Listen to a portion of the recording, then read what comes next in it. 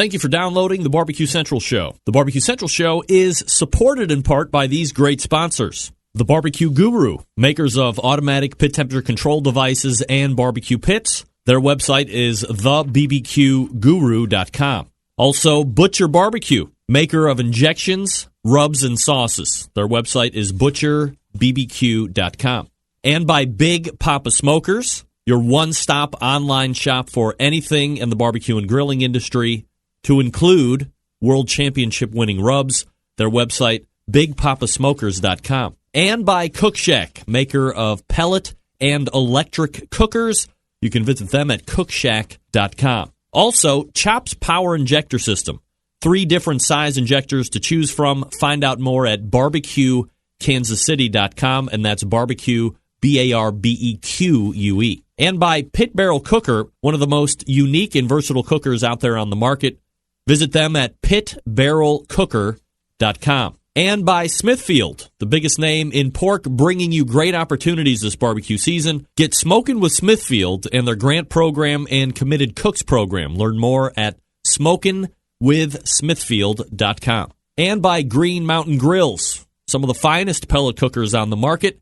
Their website, greenmountaingrills.com. Also by Cookin' Pellets, manufacturer of wood pellets to fire wood pellet cookers. Their website is cookinpellets.com. You can also purchase on Amazon.com as well. We'll do it live. Okay. Do it live! I'll write it and we'll do it live!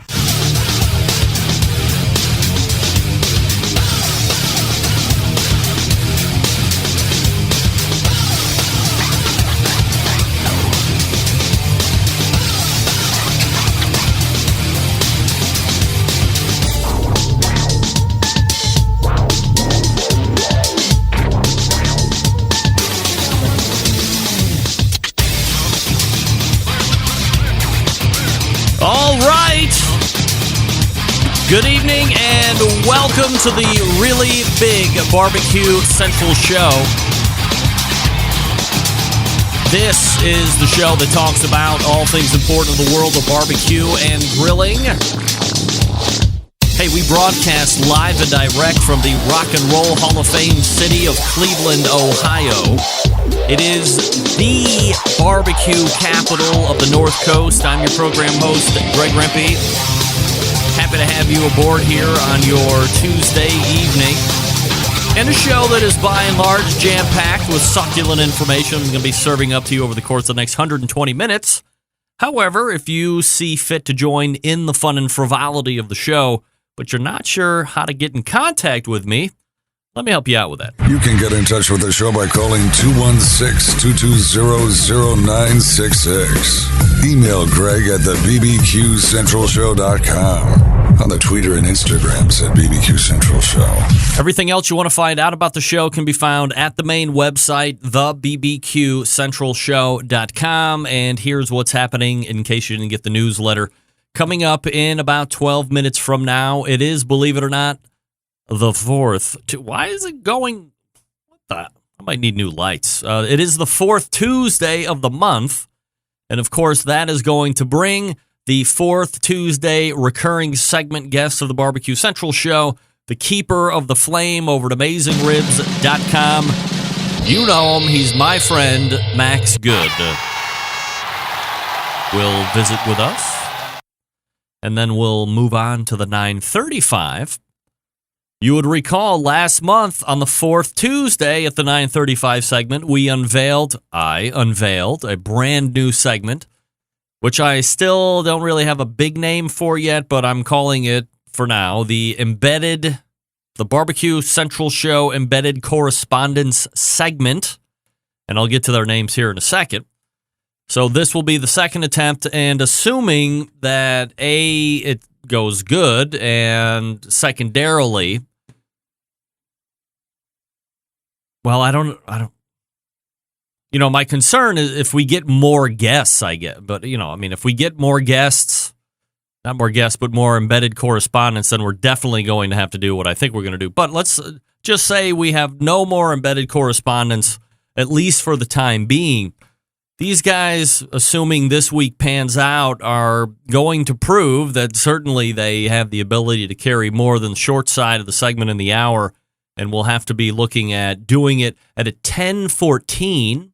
So, hey, why not extend them out, give them a little bit more room to get loose on some barbecue takes, some grilling takes, some general life takes, whatever. So look for the Barbecue Central Show Embedded Shows Correspondents Segment at 9:35, and then we'll move into the second hour. And we will be joined by the current CEO and president of MMA Creative. He is also the founder of the World Food Championships. That's going to be happening a little bit later this year. We have a number of things to get to when we talk to this guy, including the fact that the National Pro Barbecue Tour is going to be having their next regional final coming up this weekend in Richmond, Virginia. Also, there's a lot of World Food Championship stuff going on, but specifically to the World Food Championship, since he has been on the last time, there has been an unveiling from WFC that there is going to be a KCBS v. IBCA barbecue throwdown situation. Best of the best, if you will. And I want to get true insight to exactly what that is going to entail. Is there anything about it that is exposition versus real WFC ramifications? Can people that win that? Or are there going to be two different sides of barbecues? Is there going to be a KCBS event? And is there going to be an IBCA event? All this stuff will be answered by the one and only Mike McLeod. That's right. Oh, crap. This is not a rerun, by the way. Just forgot to start the live thing on... Sorry, gang.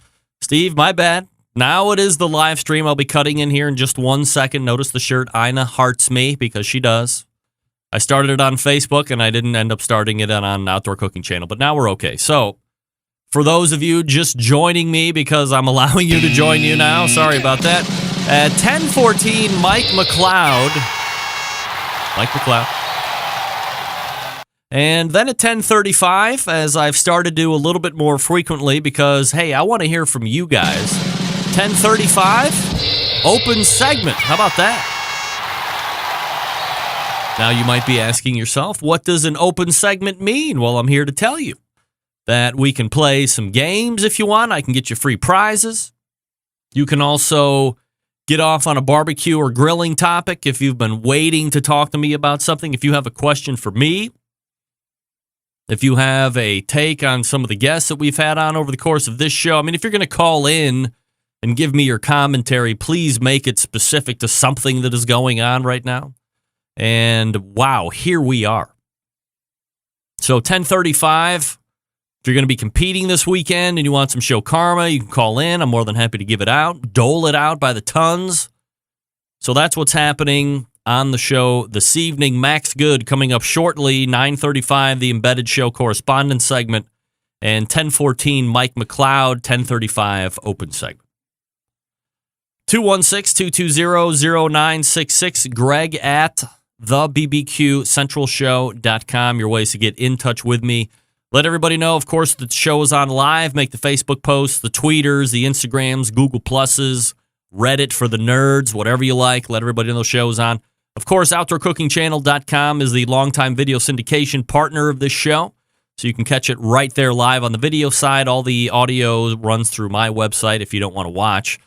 You can also watch through Roku. So check out their app store, look for Outdoor Cooking Channel, and then download it through Roku. Also available on a number of other IP television protocol platforms. So however you get it, you can get it. Now, don't forget, the easiest way to get the show is just go to Google Play or iTunes or any podcast directory that you might like to work with on your particular device, and then just subscribe to the show. Very easy to do. If you want some instruction on how to do that, you can visit thebbqcentralshow.com/subscribe, and it will give you all the info on how to do that. And every Wednesday morning, you'll wake up, and there'll be a brand new show ready for you to go if you don't catch it live, because certainly I understand, and nobody understands more than me, that there might be some better things to do on a Tuesday evening than camp out between 9 and 11 in front of your television, computer, iPod, or however you consume the show live. But remember, I love the show, or I love the people that watch the show live the most. They're making a commitment. Even though 99.873% of you get it on podcast download. But that's all right. All right, here are your official Barbecue Central Show embedded correspondents. Here's the list, the longest running official embedded correspondent of this show from Texas and pitmaster of Rogue Barbecue Cookers, Doug Scheiding. Second by tenure, the pitmaster of Owl's Nest Barbecue and Tennessee correspondent, Steve Ray. One of the longest-running Centralites, pitmaster of the Basic Barbecue team, Patrick Paquette, covering New England. The pitmaster of Huff Daddy Barbecue, covering Oklahoma, David Huff, joins us. And finally, covering the great Empire State of New York and the pitmaster of DTS BBQ. We call him DJ Howie D, but the government knows him as Howard Daly. So there you go. 5 solid official embedded correspondents. As I have said in the past, if you are somebody that thinks that they can commit once a month and have some kind of a valid barbecue talk or two to talk about during our time in this segment, just go ahead and shoot me an email. Let me know that you want to be a potential show correspondent, and we'll get you hooked up. All you have to do is have Skype, kind of a decent microphone. Even that is kind of questionable. Earbuds mostly, so we don't feed back into each other. And there you go.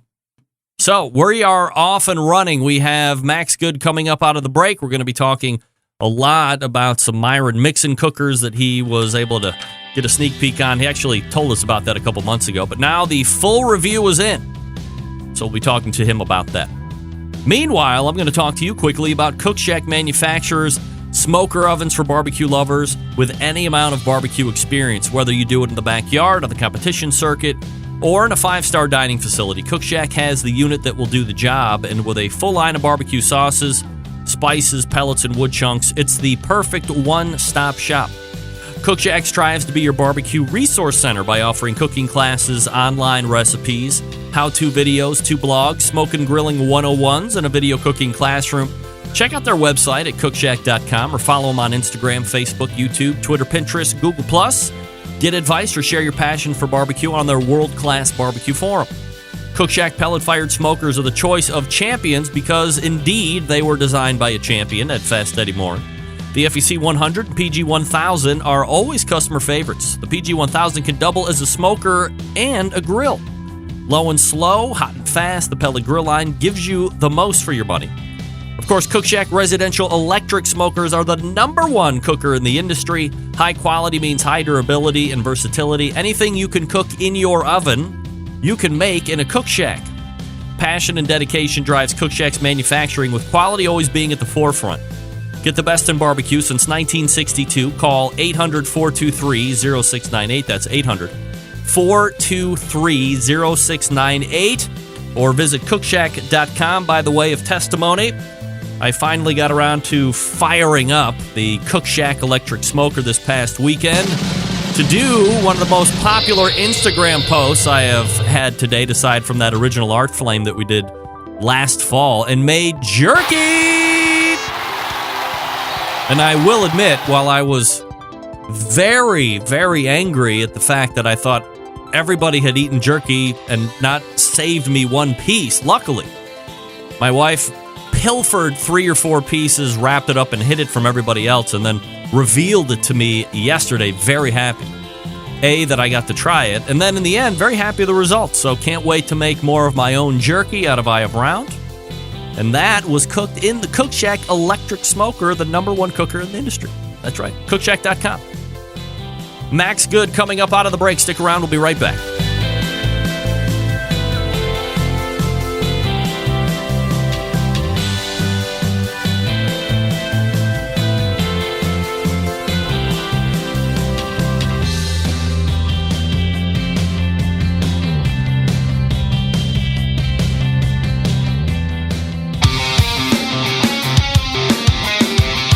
Broadcasting live from the Barbecue Central Radio Network studios in Cleveland, Ohio. You're listening to the Barbecue Central Radio Show. Once again, here's your host, Greg Rempe.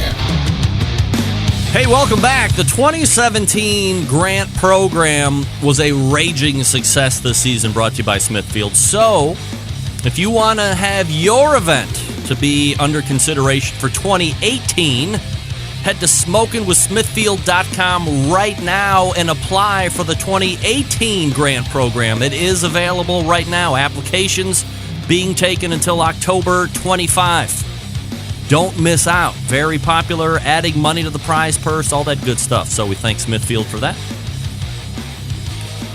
The fourth Tuesday of every month brings a visit from the Keeper of the Flame over at AmazingRibs.com. If you're looking for a cooker, as I get Mike McLeod out of there, if you're looking to buy a cooker, advice on cookers, answers to all these questions and more will be revealed during this segment. And, of course, it is Max Good joining me here on the show. Max, how are you, buddy? Doing all right. How about you, man? Doing absolutely fabulous. Max, always appreciate you making time for the show, as always. And I believe it was, 2 months ago or so that you were off on a trip going out east. You were going to be visiting the Myron Mixon fabrication facilities of his cooker, a different company that makes it that I can't remember right off the top of my head. But Seacon. Seacon. Hey, I want to interject. There's a little delay in the audio through my headphones. I don't know if it's on my end, but we can make it happen, I think. I got a great idea. I'm going to hang up, and I'm going to call you right back. Oh, okay. All right, here we go. This is what we do on the show. We deal headlong with technical issues as they happen. That's why it's fun when the show is live, right? So, is that better, Max? Yeah. Let's see.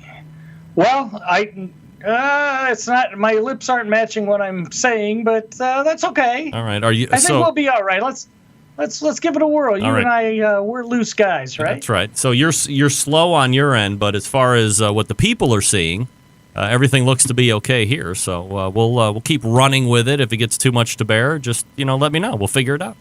I will do that. All right. So what was the name of the company that we were just talking about that makes the Myron Mixon smoker? Seacon in Connecticut. Yeah.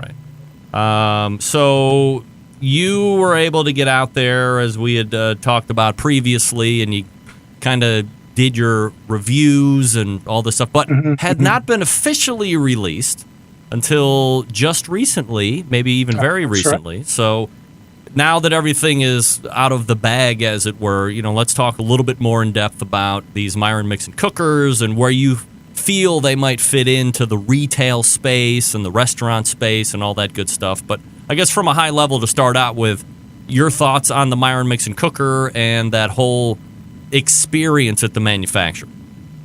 Well, there's a couple different designs. So the one I just posted is his H2O models, and that's, in my view, a signature design for him because, as many people who know who Myron Mixon is, he's really big on smoking with water, and he has created a very unique design that is absolutely dedicated to using water. And we could talk about that in a minute. I also, a few weeks ago, posted something on his charcoal gravity feed smoker, which was also a wonderful experience. Somehow I want to interject that we made an exception for me to fly out and actually go to a manufacturer's facility to test equipment for a review.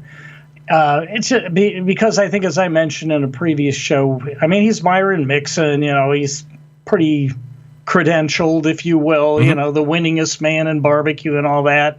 And but I did learn quite a bit from the experience, which I hope is valuable to our readers. Subsequently, I did have a few other manufacturers going, "Hey, we'll fly you out here." And I said, "No, we don't feel comfortable with that." It was an interesting thing between the Mixon clan and us. We made it work, and I think we came up with some valuable information for people. So let me ask you, if you do it once, I mean, then don't you open yourself up to at least having other people invite you, which they have, and then if you did it once, then why not do it for somebody else?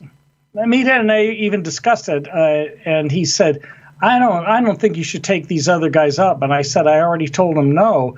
It's not to put anybody down, but it was.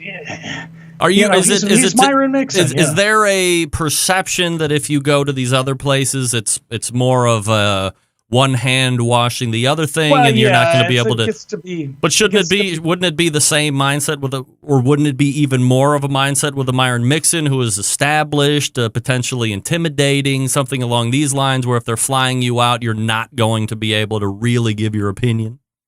Well, I discussed that with them, and they really were on the up and up. They said, if you don't even want us to be around, you can be solo. We'll leave you alone. Mm-hmm. And I said, I don't want to have to reinvent the wheel. I'd like for you to tell me how you recommend this to be done. But they were real quick to disappear if they felt they were interjecting. So it worked out very well. But, we don't want to make a practice of it. The appearance was something we questioned deeply. But we did it, and I think it ended up working out well for this particular situation. We're not going to do it all the time. There may be another exception to our rule, but people look to us for objective, real information. I believe that I succeeded in giving that in our reviews of the Myron Mixon smokers. But I think it's not going to become our standard method. But I think it should be fun if people want to get you out to wherever you're going to be. You stick up that there's that excerpt, not excerpt, but the blurb ahead saying, hey, in full disclosure, this company flew me out. We agreed that these are our testing policies, blah, blah, blah. To me, it seems like you put yourself in a worse position if you do it here and there, because then people are like, well, if they don't do it for these handful of people, but these couple of people. You see what I'm saying? Like it could almost look like it's working in reverse. But I got to say that Meathead and I feel very uncomfortable with the appearance of I'm going to fly you out. I'm going to wine you and dine you. I'm going to entertain you. Yeah. And guess what? We did have some fun. Sure. They're fun guys, right? Oh, we were smoking cigars. We're drinking. We're having a good time. Right. But, we started out slow and worked our way up to that. And it was really clear to me that they were sincere about what they were trying to do. And not to say somebody else wouldn't be. But, it's just not the way we do things. We felt a little uncomfortable about that particular thing. I feel that it ended up working out okay. In fact, I felt it worked out very well. I guess never say never, but we're kind of back to business as usual. We discussed it at length, and I'm not saying it won't happen again, but I right now, at any rate, I don't think it's going to be something that we do typically. All right, now I want to say this to all the manufacturers out there. I have no affiliation with AmazingRibs.com as it relates to this show, so if you want to send private planes and kickbacks and hot money, I'm your man. No problem. I will sell it out. No problem. I'll carry your tongs. That's Greg. right, but no, not for AmazingRibs.com. All right, so enough of that. Let's go ahead and dive headlong into the cookers themselves. From a number of models that are available, is it like a large selection or just kind of a few? Like, what's the portfolio like? He has quite a few, but the two that I have posted now are the Gravity Feed and the H2O. And although the Gravity Feed is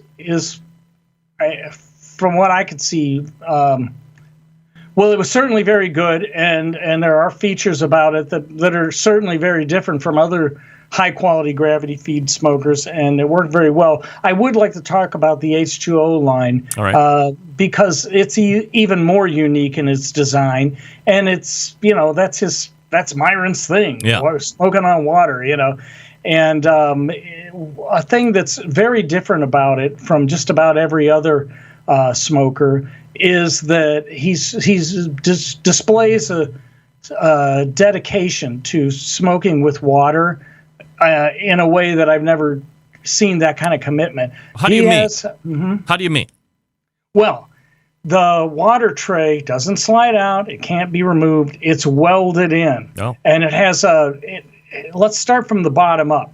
At the bottom, not offset, at the bottom is a firebox, and it has a charcoal/log grate on a stand. It's almost like a fireplace log grate. Mm-hmm. And it has dampers on both sides. This is at the bottom, okay? And the adjustable sliding dampers on both sides. The charcoal log tray slides out. They like to start out the fire with charcoal, and then once it gets going, they start throwing splits on, just like 2 or 3, like fireplace-sized logs. Above that is a large water tray that's welded into the frame. You can't take it out, and you have to use water with it. If you let it dry out, it could warp and destroy the whole system. Oh, wow. And if that happens, you're pretty much screwed, buddy. You gotta cut the thing out and have a new one welded in. Yeah, and that would not be at all time efficient or cost efficient. It would be a big drag. Yeah, for sure. But the good news is they have an auto refill system that works very well. Now, you do need a hose. If you don't have a hose, you can work around it. But to use the auto refill system, you can pretty much eliminate that worry. You hook up a hose. They have two elbow pipes coming out of the right side. And on one of them, there's a box where there's a hose connection. And inside that little box is a valve control mechanism that's very much like what you have in your toilet. Sure. It's got a floater on it, and when the water level rises to a maximum level, it shuts the valve off. And as the water evaporates inside the smoker and the floater starts to drop, it'll open that valve back up to replenish the water. The second elbow is in front of that box when you're at the front of the unit, and it also shows the water level. So it helps you see that I'm. If the valve has malfunctioned, I can still see that water is in there. You can visually see the water level. And if you don't have a hose, you just pour water into that elbow. They're large, they're like 2-inch pipes. So it's pretty neat. And the thing that's really cool about it, to picture that you got a wood fire underneath this big water tray, and then you have racks above that. Oh, and I should add that the heat and smoke, you put the wood fire in, you get the water boiling, steams all over inside the smoke box. But there are 2-inch wide gaps at the front of the big water pan and at the back, and they run left to right all the way inside the smoke box. All right. And that's where the heat from the fire and the smoke from the fire come in and blend with the steam and move around inside the smoke box. Now, a thing that I really like about this is, we all know, anybody that's done stick burning, the big challenge to cooking with wood is, especially if you're smoking with wood, is to keep that temperature down to like 225. A lot of people these days especially are cooking hotter. But, at Amazing Ribs, we say for the residential person, 225 is a pretty safe temperature. And you're cooking slow like that. It takes a long time for tough meats like ribs, and particularly like brisket or shoulders and butts. They have a lot of connective tissue in it. If you cook it too fast, you're going to be overworking your jaws, man. You're going to be chewing on that stuff because it's going to be pretty chewy. But if you cook it slow, that breaks down that connective tissue, turns it into a delicious gelatin. And when you mix it in with that smoke flavor and, of course, all your seasonings, oh, man, I don't need to tell you, Greg, how good that is. Now, with Mixon's H2O system, you can get those. You don't have to close down the dampers too much. You can have those logs burning away to the heart's content. And what that does is, if you have, say, an offset and you don't know what you're doing, or you have a crummy offset, a lot of guys and gals will end up having to close the dampers down to keep that temperature low. Yep. And sometimes the hazard of that is that the wood starts to smolder, and that thick smoldering smoke is dirty, and that's where you get this bitter, nasty creosote. If you get black meat, well, black meat can be still good, but it's when you get creosote, it's bitter, it's nasty tasting. With burning these logs full bore, basically, underneath this water pan, the water pan acts as a buffer. And all water pans do, but this is integrated into the system unlike any other model I've seen. There is the Meadow Creek that has the 5-gallon jug that replenishes it, but I haven't tested it hands-on. I don't know that it does this. Plus, it's a charcoal burner. This is made to burn logs. So you can get those logs burning away. You're burning a clean wood fire. The heat and smoke's coming in on both sides of that water pan, mixing with the steam. It gets really good smoke. You do have to keep replenishing the wood every half hour, 45 minutes, but it's a really neat system. Normal very splits, forgiving. normal wood splits like you would feed a regular offset? What you'd use in a fireplace, about that size. All right. And efficient as far as retaining the heat? Obviously, it sounds like on the bottom side you're actively burning, so that's not going to be efficient as far as time, but obviously the wood burning is clean, and that's where you want it. But in the cabinet, though, it's efficient? It's very efficient, and these guys at Seacon, they do work for the military, they work for the healthcare industry. They get their... Can I say they get their feet held to the fire? Greg, how do I do it? You've done it. At any rate, they have to always perform. They have to always meet specifications every time, basically. And they're pretty slick. That fit and finish is great. They showed me how they do things, and I was impressed. So after a day's worth of cooking butts, briskets, I mean, I've seen some of these, they house quite a capacity of food. Yeah. Do you have to line the water box with aluminum foil before you put the water in, or what, like from a cleanup standpoint? I mean, it sounds like it might be potentially icky with somebody that's got OCD like me.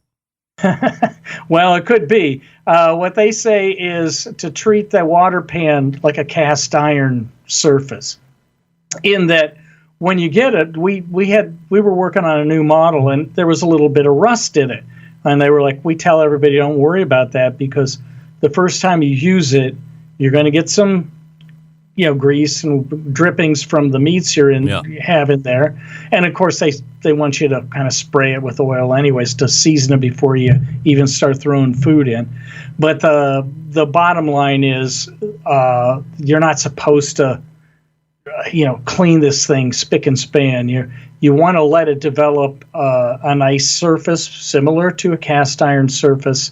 There is a drain hole at the back of the water pan. It angles down into this drain hole that's at the back center, and there's a big brass ball valve at the back where the drain hole terminates. Yep.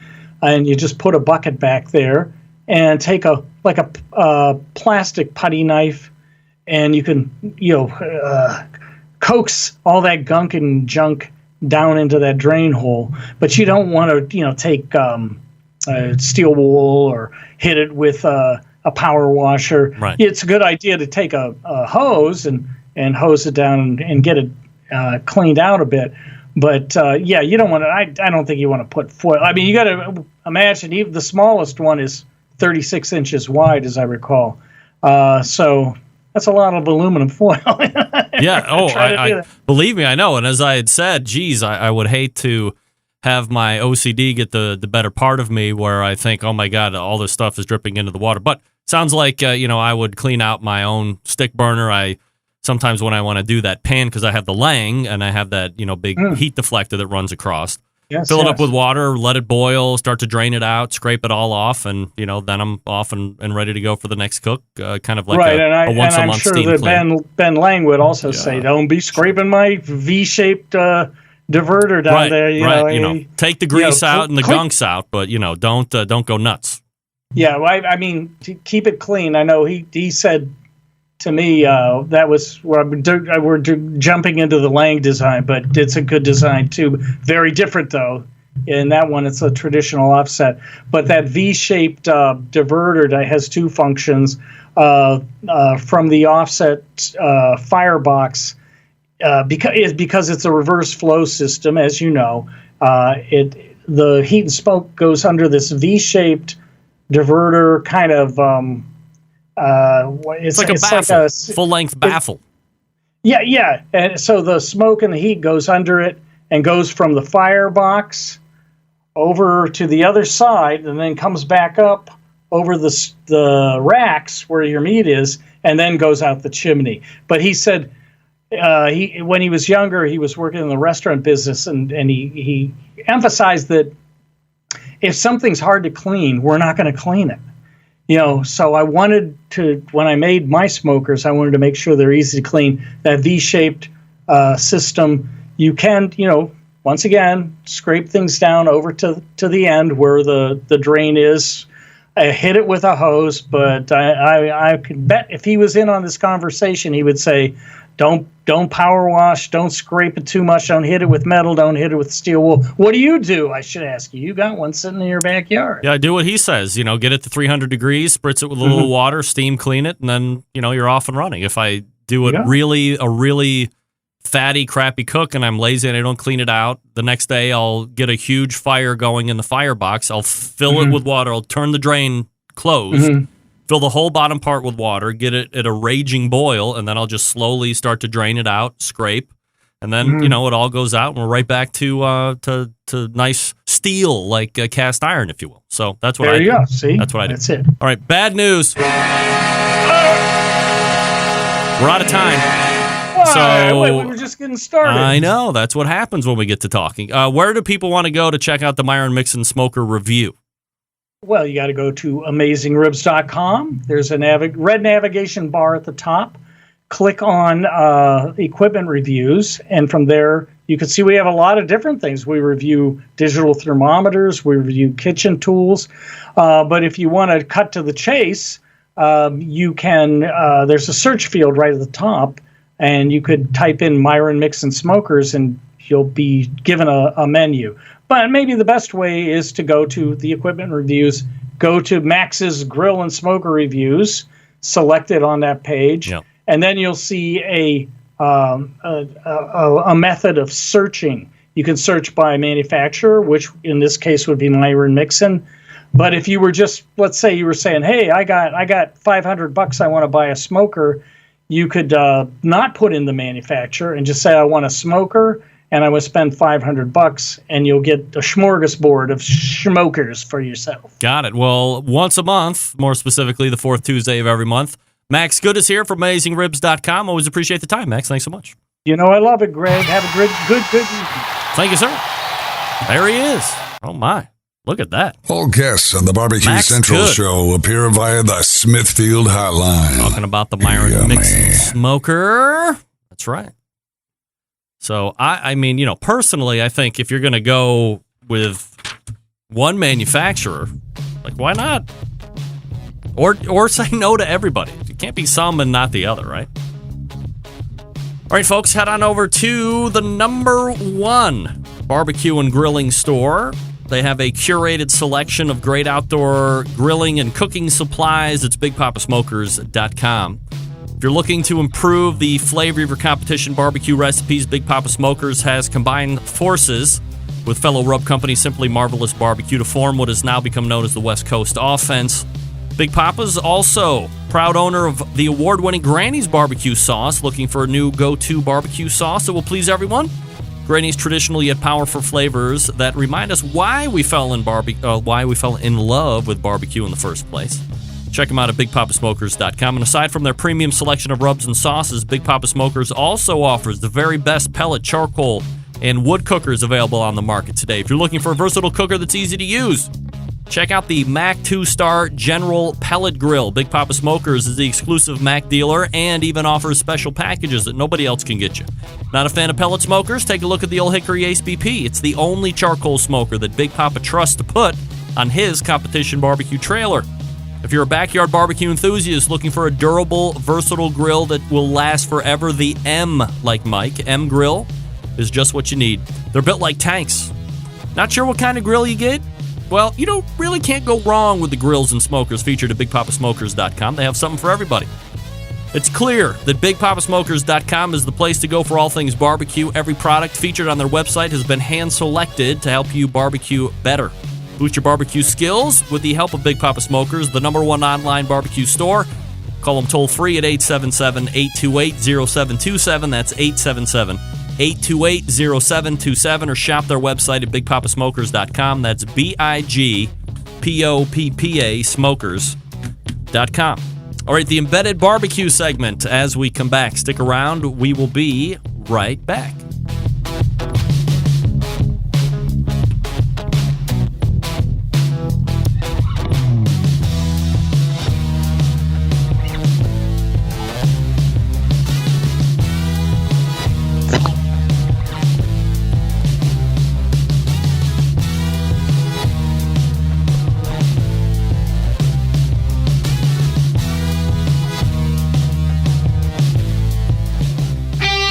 Ready to get on the air? Call 216-220-0966. Now, let's get back to the LeBron James of barbecue talk. Greg Rempe.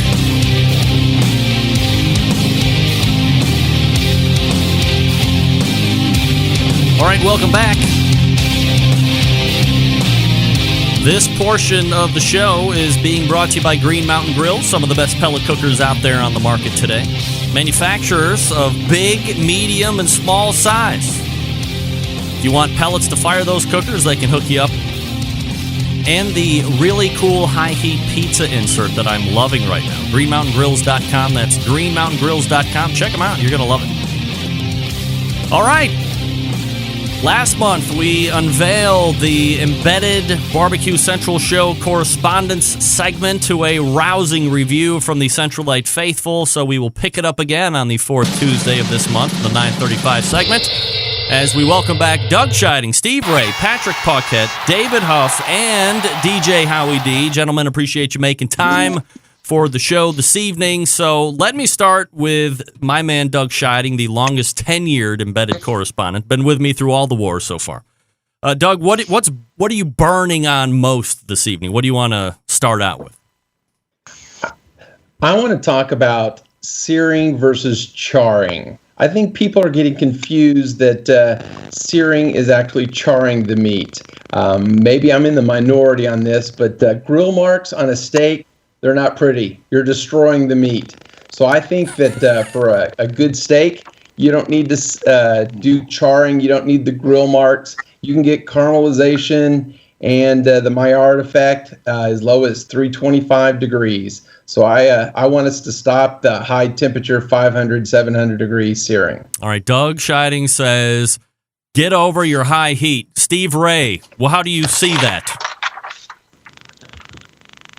Well, I tell you what, Doug, we call those stripes, we call those flavor strips down here. I think the steak looks good. I like to turn the thing 45 degrees and make the checkerboard on it just kind of like the University of Tennessee end zone here up in Knoxville. I think it looks good. I think it adds a little flavor to it. I'm all about the sear. I'm all about the flavor strips. And they win the contest, Doug. When they do the SCAs, they all do it, and it wins. And so if you're not doing it, you're probably not going to win. All right. So Steve obviously is entrenched into the competition. DJ Howie D, what do you think about the crosshatch of grill marks? I think it's great on the steak. I char on my UDS over here. With my briskets. So it looks good. It looks good in presentation. But it's still burning up to me. That's what Exactly. That's right. David Huff, what do you say? Well, I think you eat with your eyes first, and I agree that the grill marks on the steak, they just look fantastic. You turn them 45 degrees, flip it, do the same thing. Everybody is impressed when you put the steak down. Now, that being said, I have switched from grilling a steak to putting a cast iron skillet out there because you really get a nice brown crusty surface on it. You don't get the grill marks, but a good tasting steak is a good tasting steak, and a well-cooked steak is a well-cooked steak. Flat, charred, grill marks, whatever you want to call it. I think as long as people like the way it tastes, you're good to go. He was on the line last week, but we couldn't see him nor hear him. And as some would say, maybe that was the best part of the whole interview. But Patrick Paquette is here this week covering the New England area. Patrick, what do you feel about grill marks and charring and all this other stuff?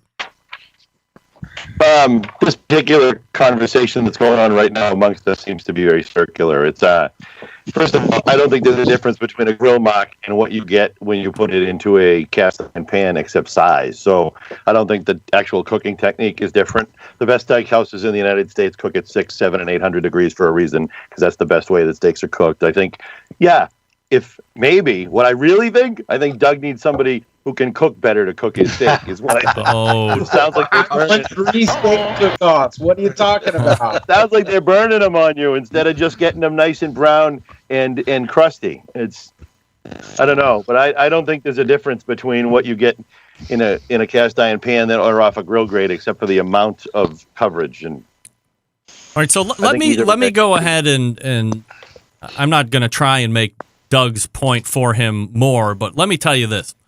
Grill marks are the most overrated pieces of crap I have ever seen in my life.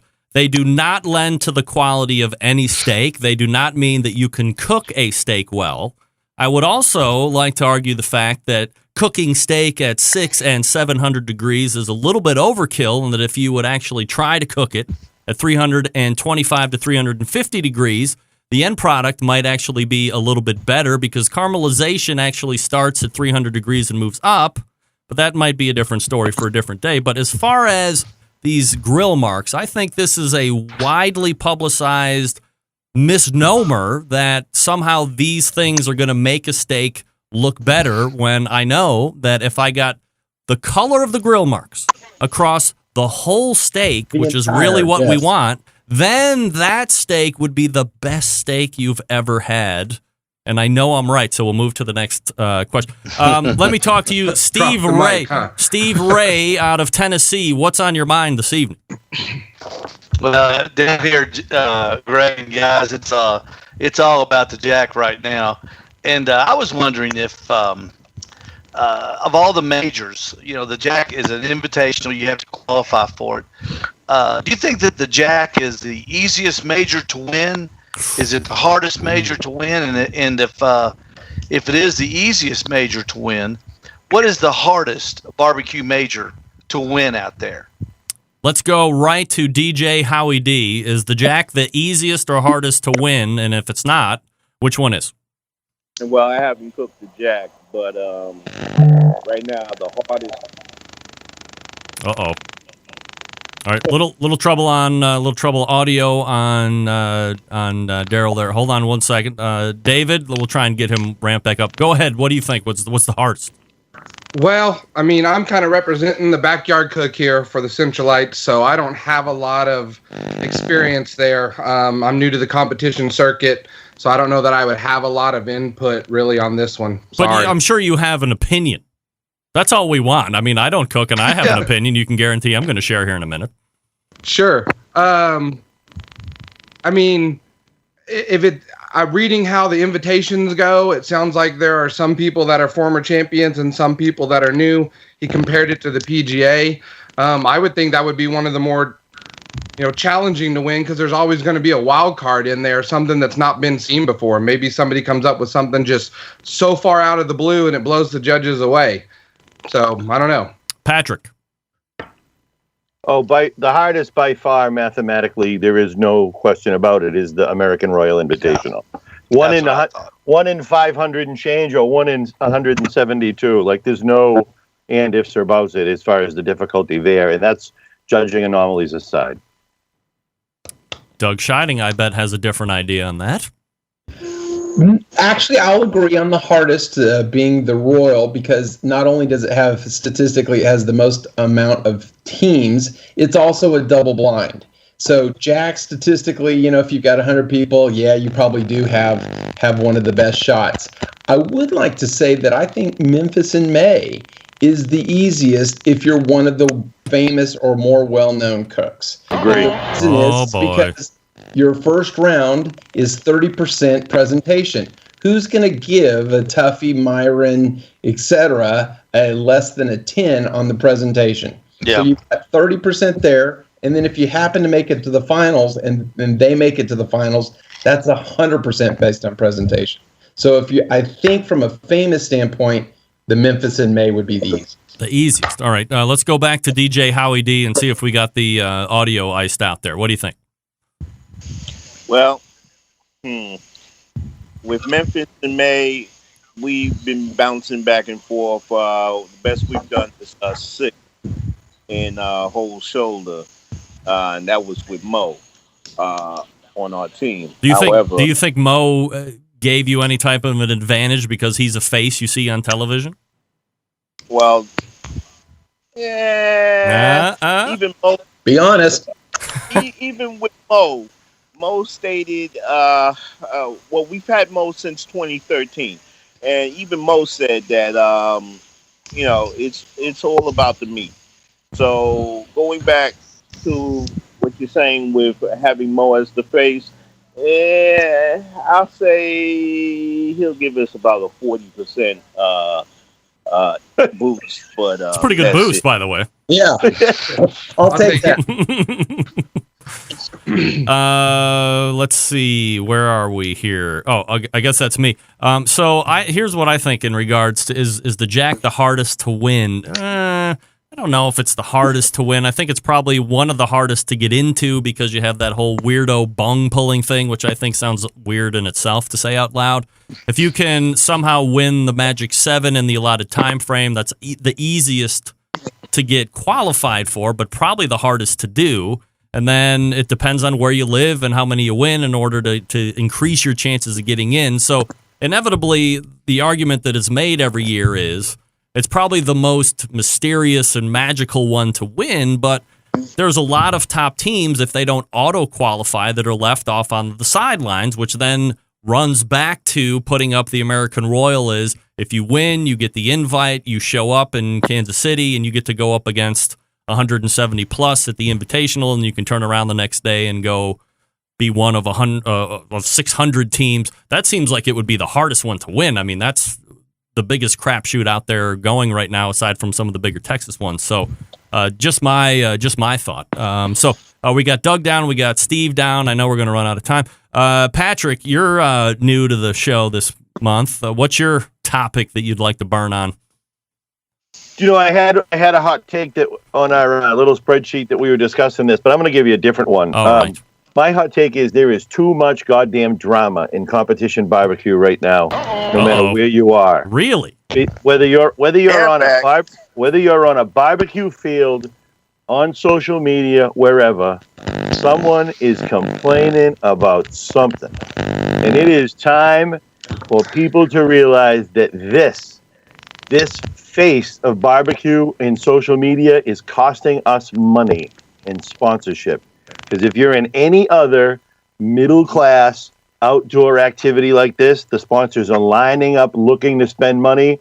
And in barbecue events, it's only at the top for a reason. And it's because there's too much drama out in public right now. And it's chasing some people out of this sport. So I'm just getting tired of it. Patrick, I graduated high school in 1984. It's time for these kids to shut up. Patrick, do you think these people understand that lashing out in social media instantaneously has repercussions? I do not. I actually think that they don't care. And don't get me wrong, I do think it's a reflection of today's society. But that being said, it's costing us money. DJ Howie D, talk to me about it. Too much drama in competition barbecue? I haven't run across really from the multiple contests I've done this year. I haven't had any drama at all. Nothing. Really, nothing. All right. Good for. Maybe everybody needs to go to the same contest that DJ Howie D is going to. Huff Daddy, drama? No, I mean, as we discussed last time, other than people giving me a hard time at a couple of my cooks for using a pellet smokers, that kind of drama. Everyone seems to be. I was actually impressed with how friendly and open people are to helping you learn and talking. I think what he's talking about is on the Facebook, people having opinions and always having to voice them. I think there's a lot of that going on in all kinds of realms, not just competition barbecue. I don't know how you stop that. Dougie, competition barbecue drama, is it? Do you see it in person? And maybe Patrick is talking more online versus in person. Maybe he's talking about both. I'll go back to him here in a second. I'm talking about public venues of communication where sponsors want advertising. All right, so that's obviously social media and other media type platforms. So, Doug, what do you think? Is he on par here? Yeah, there is some drama. Heck, I just went to the IBCA meeting where there was a lot of drama on Facebook, et cetera, prior to the meeting, the banning of pellet cookers and, half the people agreeing and that sort of thing. So I think from a sponsorship standpoint, I don't know if it's necessarily the drama. I think it's more the lack of public integration into the contest. It's a contest amongst us, and there's not a lot for the public to do. We can't really serve food to them. There's not anything for them to really engage in. And so I think from a sponsorship standpoint, it's just limited primarily to the cooks. All right, Steve Ray has the last word. Shut up and cook better. Bottom line. Yeah. You totally cut out there. What was that? I said just shut up and cook better. How about that? Bottom line. That's right. Yeah. All right. If you don't like the judging, just, go to school, go to Myron School, go somewhere, go to Donnie Bray School, learn to cook, and, you'll do better. Period. DJ Howie D, quickly, what's your hot take for the month? The hot take is having the backyard cooks come get embedded with us pro cookers. That's the best way to increase the sport. Get more people involved. Then all this alleged drama on social media kind of slow down, because I don't see a lot of backyard cooks getting their opportunity. Patrick, you're kind of in that similar neck of the woods as DJ. Would you like to see some of the backyard guys get installed with some of the pro teams to pick it up a little bit? Yeah, I agree. There could be more mentoring. There are some mentoring programs by some of the local associations, but it's rare to see somebody taking advantage of them. So I agree. Is that the best way? I don't know that I agree with that, but I agree there should be a lot more mentoring. David Huff, new team. Would you like to be installed with a more established pro team as you got into it to see what it was like? Yeah, absolutely. And like I said, that's what guys have been doing, coming over and talking to me and sharing openly some of their tips and techniques. Reading the sheet about this topic, one of the things that was mentioned was getting involved in the People's Choice, where you've got the people, the cooks competing for the competition, and then the backyard guys doing the People's Choice. The only thing I'd say there is every competition I've been to where I tried to compete in the People's Choice, it had nothing to do with the barbecue. They weren't tasting my barbecue. They were piling it on plates with everybody else's. And whoever had the prettiest girls or the funniest jokes or the best cause listed to give their money away for winning, that's who won. So it's a popularity contest if you're going to look at doing a People's Choice. Doug, what do you like about mentoring? Yeah, I think it's a good idea. I mean, down here we really don't have a backyard type division, but I think mentoring would be good, and I'd be open to doing it myself.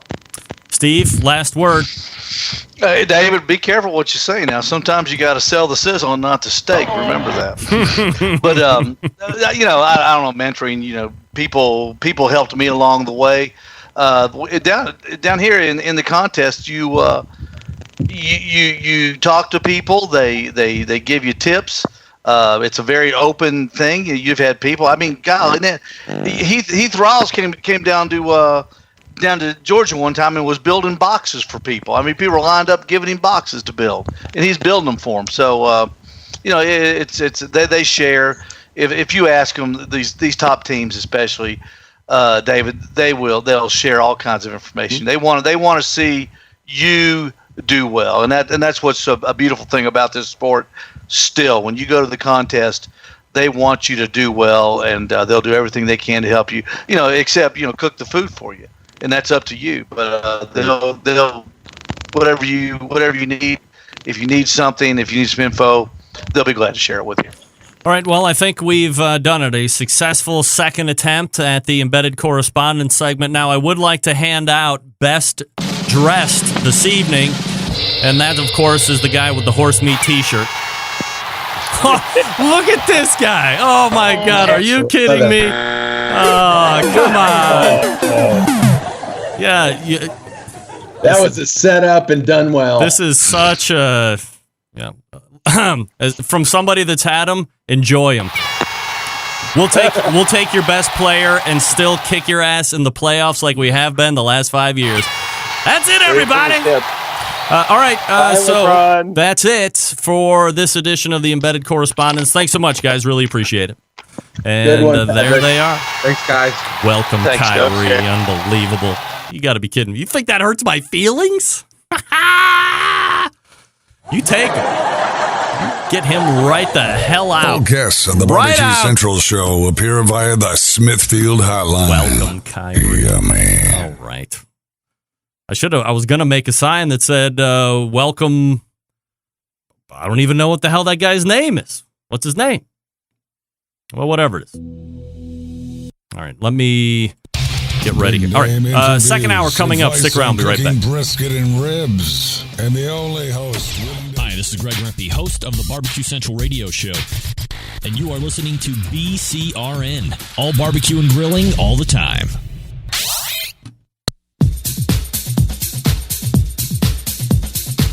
Happy to have you aboard here for the really big barbecue show. Boing. We cook because we have to, and we grill because we want to. Hit me. Fine, how's it going? You have a great show. I'm a big fan. Boing. So what seems to be the problem here? This man looks like he's dead, and he's in the crackle. Charbono! It's all about the Charbono, dude! Succulent fish! What? He ate 2 feet for wiener. But listen, Libertius, shut your face. I'm shaking like a dog shit peach seeds.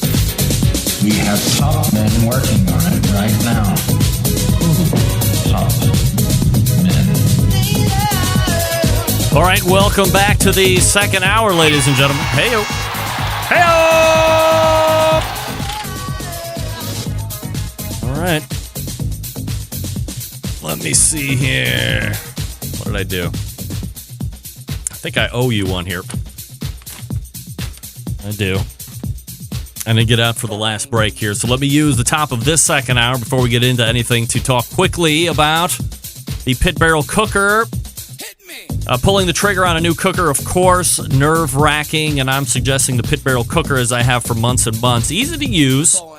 Most versatile cooker on the market today, some might say. And here's the deal. It's all thanks to the versatility, the convection, but beyond traditional because you have the hook and hang method to place the food right in the center of the heat. So it's acting like that stationary rotisserie. That gives you consistency. Of course, it can withstand any type of weather condition thanks to its porcelain enamel finish.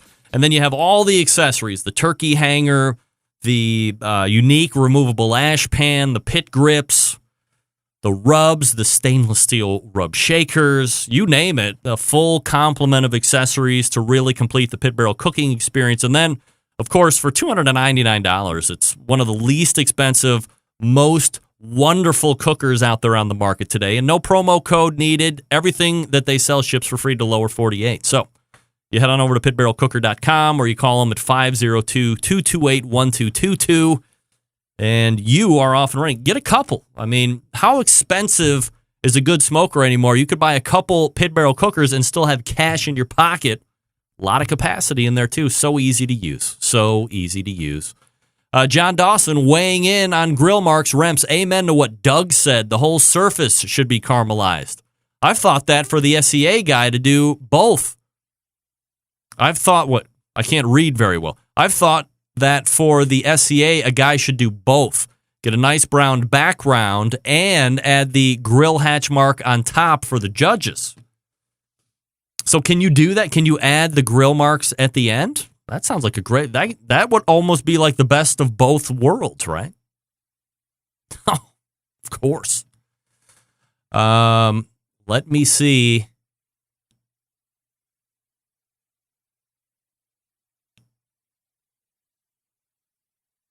And I'm reading that one. And I'm saving that one. We might have a new embedded correspondent. Let's see. Phil Gorman. Love to give this a shot. Love the show. Love to chat about barbecue. Spend a lot of time on pellet cookers, trying competition on pellets only. Thank you for reading my email and comment on Twitter posts. Phil Gorman. Phil, where are you from? I don't want to be a spelling Nazi, Phil, but you spelled embedded wrong. That's all right. Big stuff out of here. I'll let it go this time. This time only. All right, the National Pro Barbecue Tour presented by Sam's Club rolled through Asheville, North Carolina this past weekend, leading to the Richmond, Virginia regional final that takes place this coming weekend. So the top 6 teams out of Asheville moving on are indeed for grand champion. Now, this is a combined team, and I only know half the teams, which I hate to admit. But Cool Smoke was one part of this. Grogs and Hogs wins it. Reserve grand champion, the Smokehouse Mafia. Third place, Smokin' Buttheads. Fourth place, Rocky Top Barbecue. Fifth place, Redneck Scientific. Sixth place, Backwoods BBQ. First place gets it with a 687.9. Second place, or reserve, was winning it with a 683.3, so a good 4.5 points or so, separating 1 and 2, and a good 13, 12-point swing between 1 and 6. So, easy to go.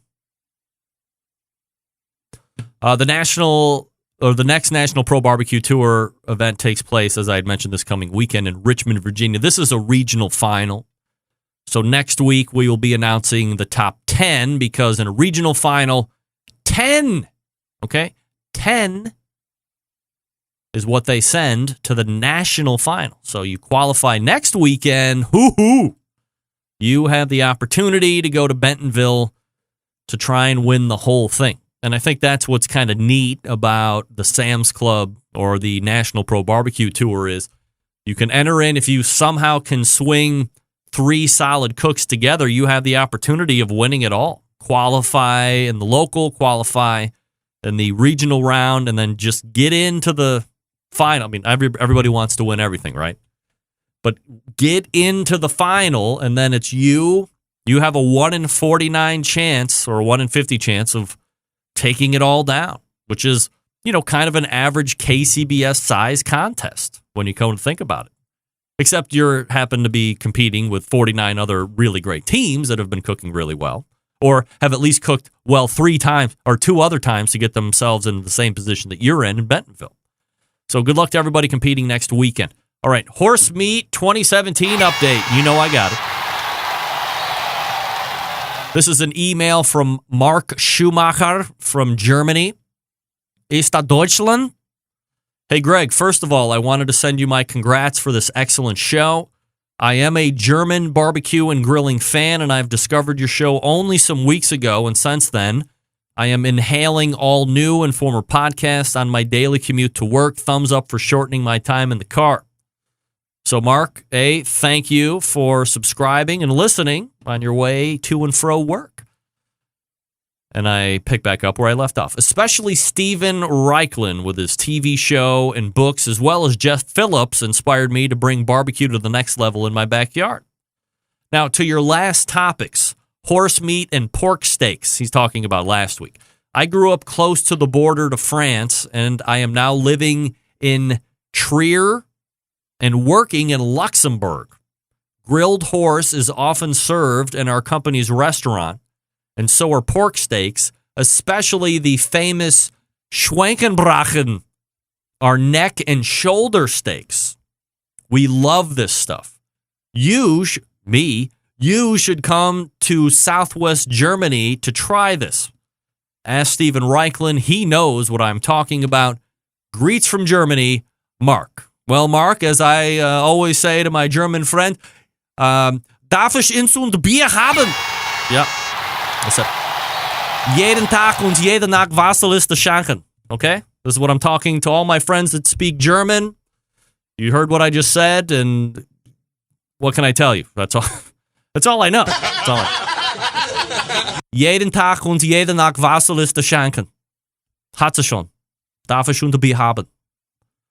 Who knew this show was bilingual? So that's your 2017 horse meat update. There was actually something that showed up on my Facebook just a little bit ago. But what can I tell you? Email from John Dawson.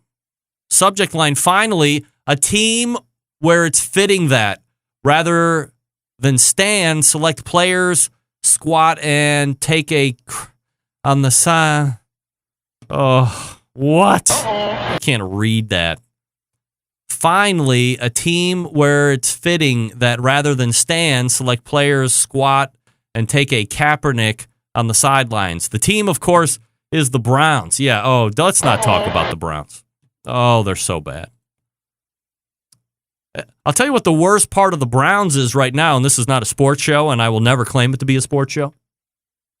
But the Browns have somehow eked out 2 preseason wins, which you would live in this city. That means what? Browns Super Bowl on tap.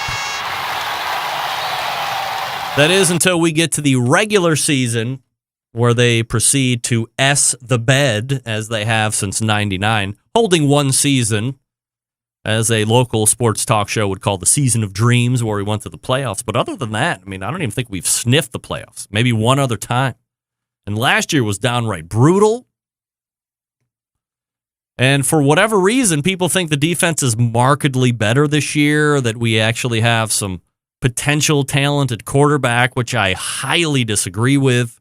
We have a really tall guy that nobody wanted and got rid of him for a pittance. And then we have a really young dude from South Bend, Indiana, better known as Notre Dame. And then the guy that quarterbacked for us last year, who's now 3rd on the depth chart. That's not good prospects there. If your starting quarterback is now 3rd on the depth chart, that's not progress. I think we are in for my prediction at this point in the Browns season, 2 wins at best. At best. A lot of people on the Browns bandwagon right now because we're 2-0. I am not that guy. Nor will I be that guy, by the way. Give it time. Give it to the, first game of the regular season. Watch it all fall apart. Everybody's calling for everybody's head. It'll be just like old times. Folks, the Chop Power Injector is the National Barbecue Association's 2015, 16, and 17 Barbecue Tool of the Year. 3 awesome sizes. The number 1 seller is the half gallon. Designed for the competition guy and gal or to back up the backyard warrior just like me. Easy to use. Clean it, fill it, pump it, and away you go. If you have just one brisket or pork shoulder to do, you don't need to fill it all the way up. Just put in what you need. It uses it all. It comes with a whole bunch of cool stuff. You pay $100 plus you pay shipping. The 1-gallon Chops Power Injector system is designed for catering and bigger jobs. Some use it in competitions like when you cook MBN whole hog or Memphis and May whole hog for that matter. Or maybe you're doing 10 shoulders to get that perfect one. This one also comes with a whole bunch of cool stuff. You pay $120 plus you pay the shipping.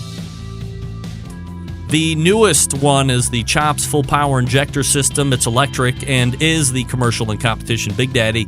Not a holding tank this time, but a 3.5-foot pickup tube that you can put in any size container.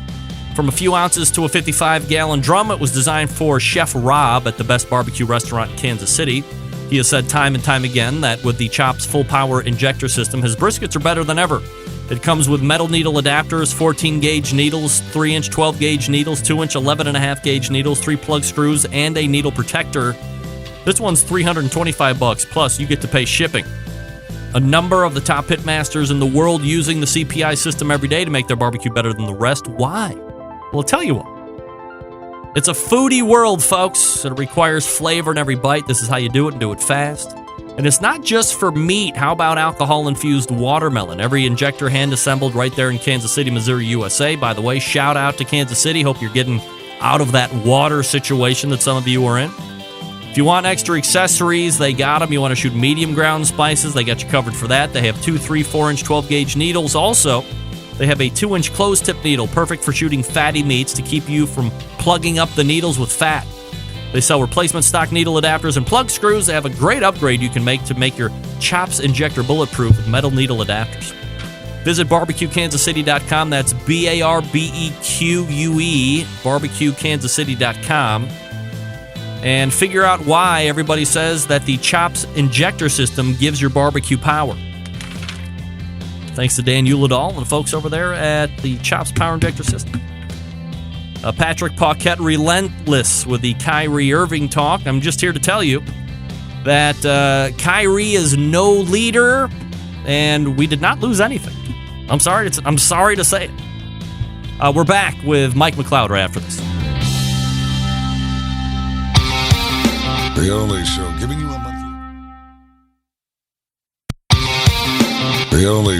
you a monthly visit from a doctor of barbecue.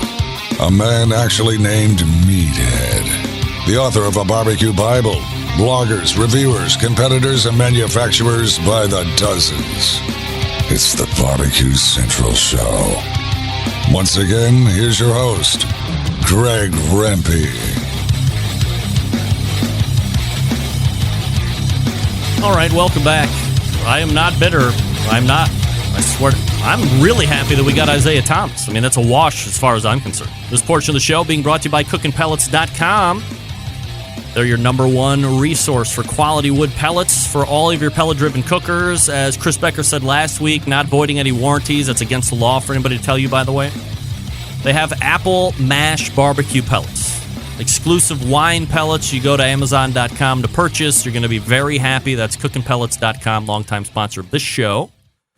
Let me tell you that the National Pro Barbecue Tour, presented by Sam's Club, is heading to the regional final round in Richmond, Virginia this weekend, as I just mentioned. Here to talk about that, as well as some World Food Championship topics, is the president and CEO of MMA Creative, also the creator of the World Food Championships. I am, of course, talking about friend of the show, Mike McLeod. Mike, how are you, buddy? I'm great, Greg. How are you? I'm doing fabulous, Mike. Appreciate you asking. Before we get into anything that has anything to do with food, if you were a Cleveland Cavaliers fan, would you be crying right now that they traded away Kyrie Irving and in return got Isaiah Thomas, Jay Crowder, some other trade pick next year from the Brooklyn Nets? Or would you pretty much be pretty okay with everything as it sits right now? I would be reading about the Browns and checking on their hopes for the season. The Browns? Yeah. Forget about that. Who cares about the Browns? A bunch of losers. No way. This is Cavs town, baby. That's right. I mean, I can tell you what the Cavs are going to, or what the Browns are going to look like. They're going to look like about a 2-14 team. That's what they're going to look like. I mean, it's sad. I heard your prediction earlier. I think I agree with you. Yeah, I mean, everybody's so happy about preseason football here. We're so starved for a football winner, but meanwhile, all we have is losers on the field. Nevertheless, Mike joining me here on the show. A regional final for the National Pro Barbecue Tour is coming up this weekend in Richmond, Virginia. 10 teams obviously moving on to the Bentonville final when it's all said and done there. And the series continues to be so popular, maybe from a social media standpoint and what I'm hearing verbally and through text message and email, the most popular season to date. I guess because in its simplicity, if you can string together 3 really good cooks, you could win some really good money and some really good bragging rights to boot. Well, it's been that way from the beginning, but I think the popularity of it right now is just that it's a smooth operational process. I think people have figured out what it takes to ascend through the tournament, and the popularity of the tournament has really reached an apex almost with the overall Sam's Club support. So we're very, very pleased to have created this thing from the start, and to see it kind of reach a maturation point where it's become the main tournament in barbecue. Is it incumbent that this series and a sanctioning body be partnered together for it to continue, or do you see a time, and I'm asking you to just kind of give your own take here, but do you see a time when Sam's or the National Pro Barbecue Tour could kind of step out on its own and be its own existing successful thing outside of anything else? That's a great question. I think that the Pro Barbecue Tour is always going to have to be sanctioned in some way, some form, some fashion.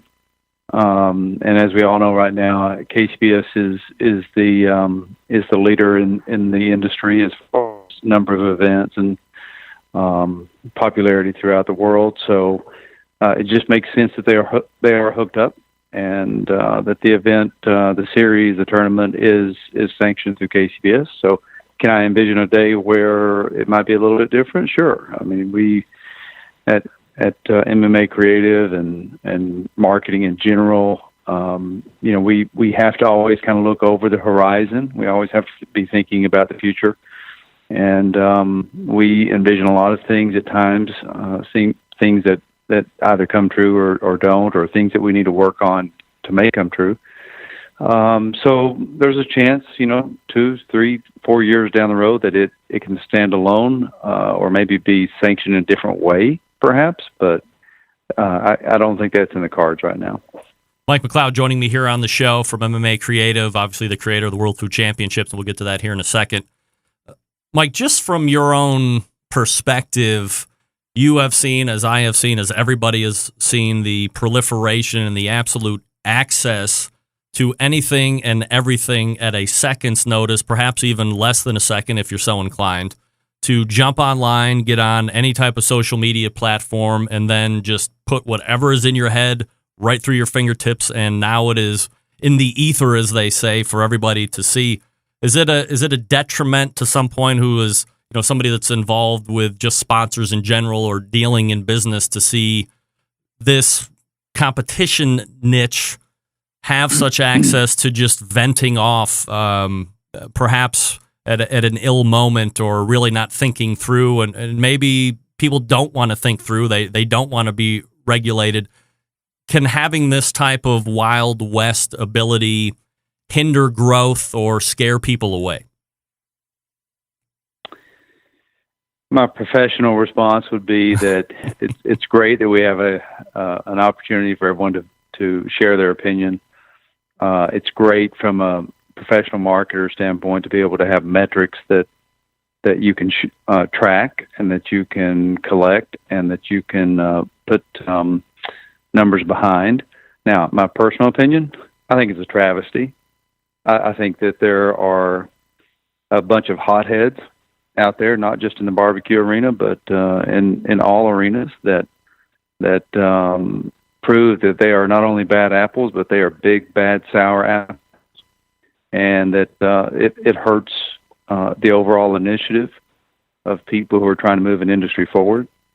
Many times, I think they need a filter between their brain and their mouth and their keypad, and a lot of people just don't know how to put that filter there. They just don't have the ability. They don't have the foresight to understand that their commentary will end up in the laps of a sponsor or a potential sponsor, and kill a deal or prevent a deal before it ever happens. And that's just my personal input on it. But it's certainly a different time. 20 years ago, marketers didn't have to worry about this. Today's world, we wake up every morning and we're afraid to look at our phone because of what someone might have said about some new initiative or some new sponsor behind some new industry, and it's really a challenging environment for someone who's trying to create a rising tide for all boats. Mike McLeod joining me here on the show. Mike, there has been, I try and keep my finger on the pulse as much as I can, but I've heard that perhaps MMA and KCBS might be ending, or there isn't going to be a continued relationship. Is there anything on that part that you can confirm or deny?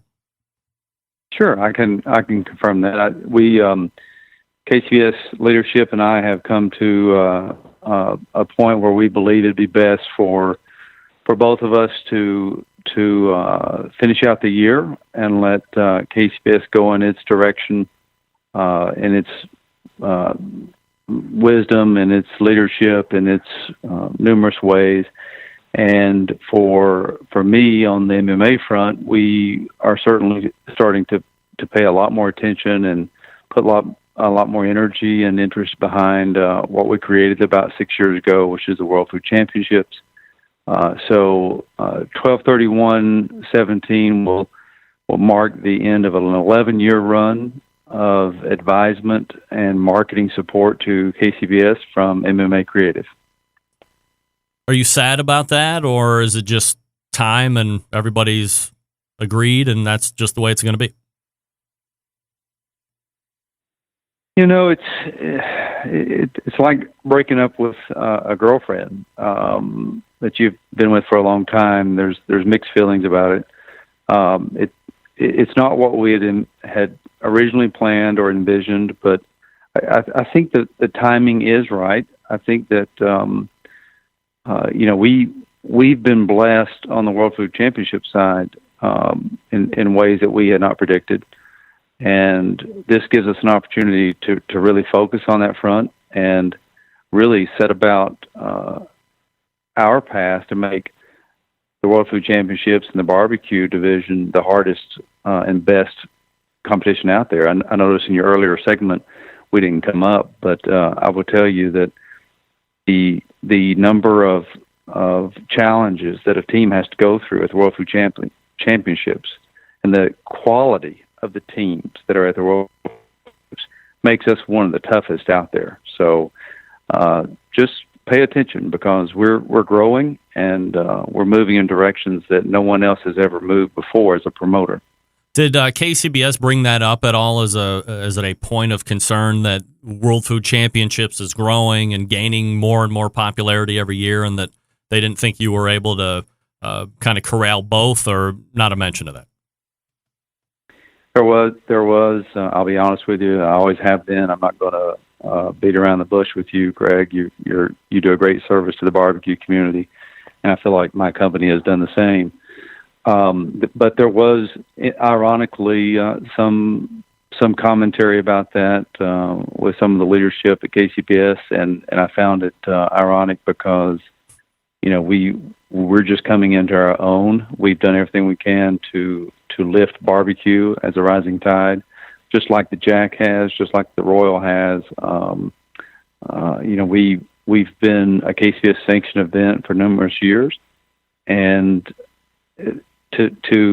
for someone to think that it was competitive or conflicting to KCBS initiatives was a little bit confusing at first. But at this point, it's water under the bridge. We're doing everything we can to finish out a great 11 years with KCBS, putting great programs in play like the Great American Cookout Tour, the Sam's Club National Pro Barbecue Tour, many other opportunities that I won't even go into here, and then also building a barbecue division at the World Food Championships that has a KCBS process built into it.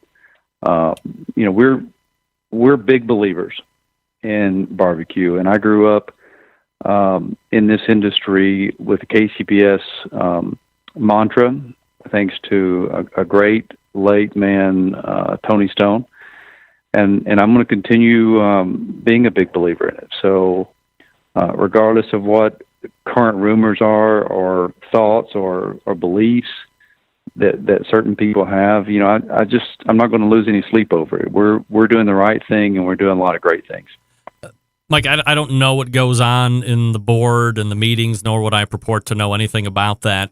But as you had spent the last 11 years kind of being an advisor and seeing the goings-on, maybe more than an outsider looking in, but certainly, not sitting in any board type of capacity, are there still a lot of the same stuff that you've hear year after year, or do you think that they've been able to kind of clean up some of that stuff and there's still some growth headaches and growing hurdles that somebody is encountering as they're trying to move their particular vision ahead?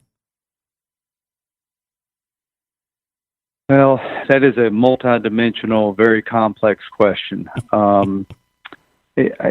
Let me answer it this way, Greg. The thing that I've noticed in 11 years of being an advisor or marketing support firm to the KCBS and to barbecue in general is that anytime you're in a situation where there is an active board of directors where there's 12 opinions versus a corporation where there is a CEO, there's a captain of the ship. There are many times you have to sit on your hands, and you just simply have to. You just have to listen, and you have to wonder: is this the right thing for a collective body? And I've never been elected to the board, so I can't. I'm going to refrain from criticizing the board. I just know that it's a challenging position. It's a challenging scenario. And things that this board has dealt with over the past 11 years, whether it be year 1 or year 11, are things that are typically not dealt with in a corporation, because you do have a decision maker versus trying to get a consensus or trying to get a political majority on something. And I think that's what ultimately hampers any kind of organization that does have an elected board. You're going to have different perspectives, different political agendas, different agendas in general whenever you're dealing with a nonprofit board that has 12 individuals with 12 equal votes on it. And it's been quite a lesson to see that and to understand it and then become, I guess, somewhat comfortable with it. Since I'm really an entrepreneurial guy and I'm a captain of a ship in my own company. Mike McLeod joining me here on the show. Mike, I didn't plan on this, but could I hold you over for one more segment and we can talk about World Food Championships, especially the IBCA KCBS? All right, cool. So stick around here. We'll pick up our conversation with Mike McLeod, MMA Creative, and the creator of the World Food Championships here in just 1 second. And I will talk to you quickly about Butcher's Barbecue. Grilling season, God, for some of us, almost over. Labor Day signifies the end of grilling season for you schmoes, but if you're like me, you do it all year round. No problem. Head to the place where you can get your barbecue and grilling needs, Butcher Barbecue. Certainly we know by now that Butcher's carries a great selection of barbecue products, but their portfolio of grilling items continues to expand. You've heard me talk about the grilling oils for a while now. I believe that these products are changing the way people cook forever. These items shelf stable, don't require refrigeration like a lot of the other butters do. With grilling oils, all you need to do is just leave them out by the stove or take them out to the grill, use as needed. If you need a butter kick, use the butter flavor. Want a chipotle or steakhouse kick, they have those flavors as well. And here's how I use them. Flavors aren't aggressive, so you can build layers of flavor as you flip. Then, when I take the steak or the burger off or whatever protein I'm cooking, hit it with just a little bit of that grilling oil before it goes on the table, and man, it adds the perfect end to hopefully a great protein. And because they're shelf stable, as I just mentioned, never out of sight, out of mind. That's the worst, right? You get a new product out, you got to open it up, you're using it, then when you're done, you got to put it back in the refrigerator, and then you forget to use it next time. Not with these. You can just leave them right out there and they don't go bad. Dave is always in the flavor lab coming up with new stuff. Right now, the Grilling Addiction seasoning is taking the world by storm. Available for sale right now at butcherbbq.com. And lastly, Dealers wanted if you currently own a barbecue and grilling store and don't carry the Butcher's lineup. What are you waiting for? Hit up butcherbbq.com, request information on how to become a dealer. Not only will Dave thank you, but your customers will reap the rewards by getting these fine products in their hands to try for themselves. These products extensively tested both in the backyard and on the competition trail, so you know they're going to deliver on the goods. Head on over to butcherbbq.com right now. Check out all the products. You'll be happy that you did. And that's butcherbbq.com. Always trust your butcher. We are back with more Mike McLeod right after this. Stick around. We'll be right back. Continuing to produce incredibly mediocre content in an exceptionally professional way. You're listening and watching the Barbecue Central Show. Once again, here's your host, Greg Rempe. All right, this portion of the show, ironically enough, is brought to you by the Pro Barbecue Tour presented by Sam's Club. 31 cities, 500 G's, and cash, eternal bragging rights if you win the whole thing. This weekend, of course, as Mike and I were just talking about, the regional final takes place in Richmond, Virginia. To get more info on this tour, check out where to compete next, or to view all the results, hit up kcbs.us/Sam's Tour. That's kcbs.us/Sam's Tour. I think that's the first time, Mike, that you've been on hold and heard me do a Sam's Club read leading back into you. That's weird, right? It made me smile. It sounded really good. Thank you. All right, Mike, so let's talk about the World Food Championships. It's going to be taking place November 8th through the 14th. That's when we're going to be finding the latest rendition. So, we're 8 months into the calendar year right now. How is the World Food Championship setting up compared to last year's event, both, I guess, from a contestants standpoint and from an operational standpoint? We have absolutely been blowing it out of the water. We are at maximum capacity. We have 500 teams loaded into the tournament. Usually we cut registration off at October 1st, and we just cut it off this past weekend. So we are on a rising tide that's both exciting and somewhat exhilarating. But we are thrilled. We have a TV show lined up with Food Network that's going to be covering our seafood category this year. We are in talks with two other major networks about future opportunities and coverage at our championship. So the World Food Championships right now are probably at a just a pace of growth that is just pretty amazing, even by my own expectations, Greg. We've exceeded from a number of sponsors, number of teams, number of media mentions, number of networks that we're in talks with. We're far beyond what I expected to be at this point. Obviously, barbecue show here, so I want to talk about the newest thing that I saw as I'm trying to keep up to date with the World Food Championships. That being that the World Food Championships is doing the first ever barbecue duel where you're pitting KCBS versus IBCA. Sounds great right on the surface, so if we can kind of drill down a little bit more, and how is this actually going to go down? Great question. For the first time, we're going to have an IBCA contest on Friday. We're going to have a KCBS contest on Saturday. We're going to take the 5 top IBCA performers from Friday and the top 5 KCBS performers from Saturday, and we're going to put them in our top 10. What's unique about the World Food Championships that even last year and the years before, you had to go through a KCBS competition, and then you went to a top 10 process where we use the EAT methodology, which everyone at the World Food Championships has to face. So now a barbecue team, and this is why I'm surprised that it didn't show up as one of your toughest conversation points earlier. Now you have to possibly beat out another entire sanctioning type organization of competitors.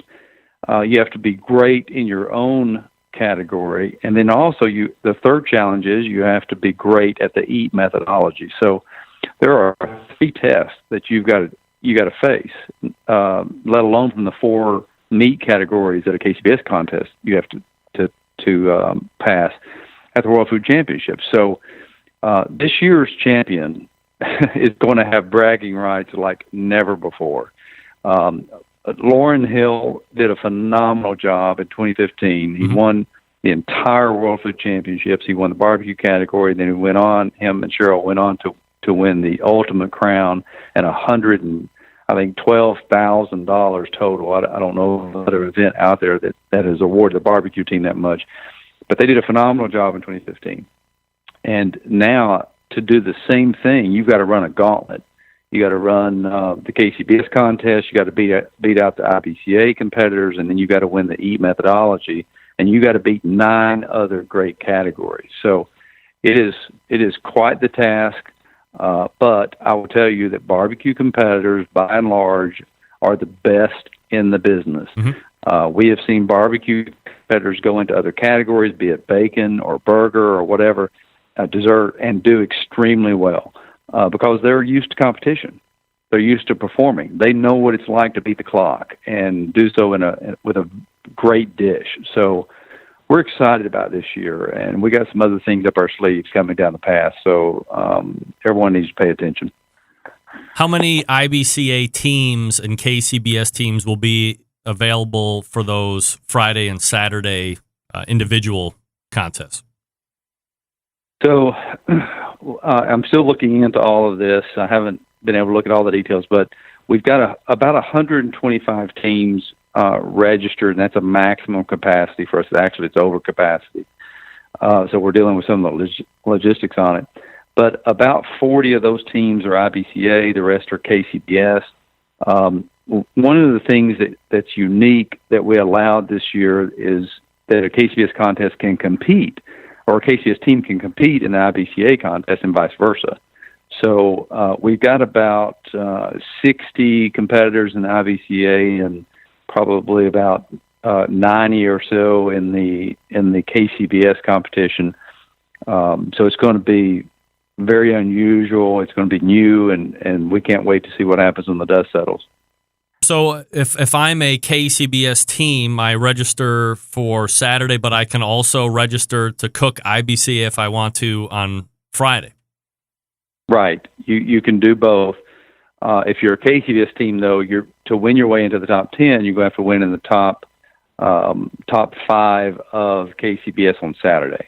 You can still win the money in IBCA contest. If you were first in IBCA on Friday, you get bragging rights from that, but you also get money from it.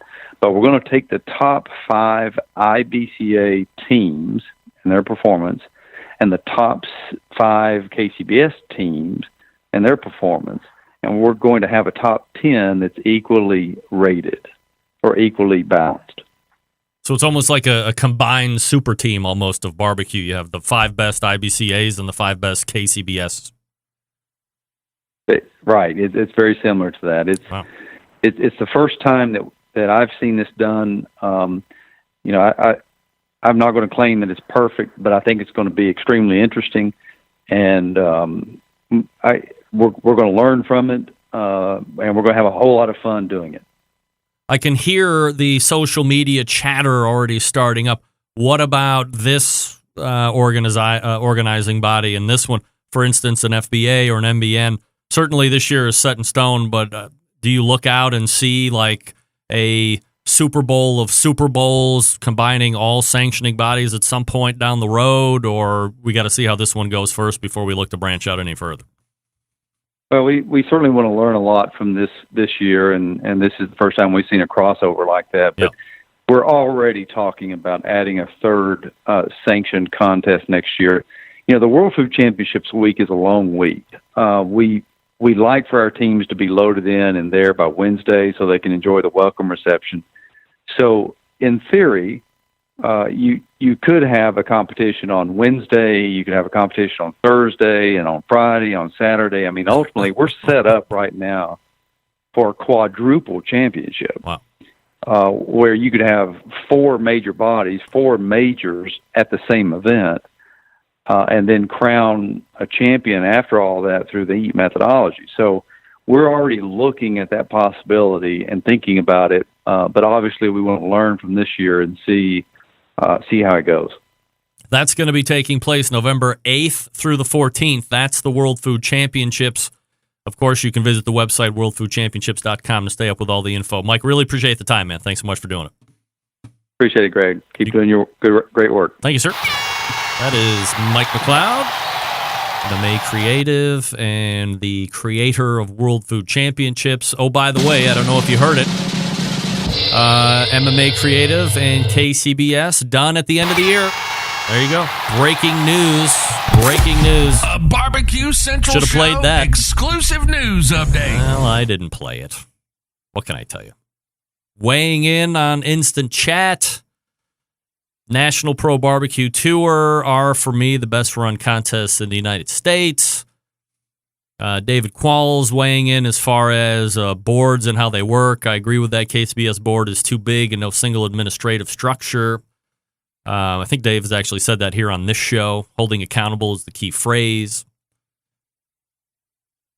Sean asking, but is the KCBS and World Food Championships parting ways? Won't this end up being a one-shot deal? I think his one business of MMA Creative being divergent from the World Food Championship, so they can still ask KCBS to sanction the event, which I would imagine that they would keep that. I have no knowledge that they would actually continue to do that, but to me, there's no reason why they wouldn't continue on the KCBS side of things, because that continues to be the biggest sanctioning body out there currently.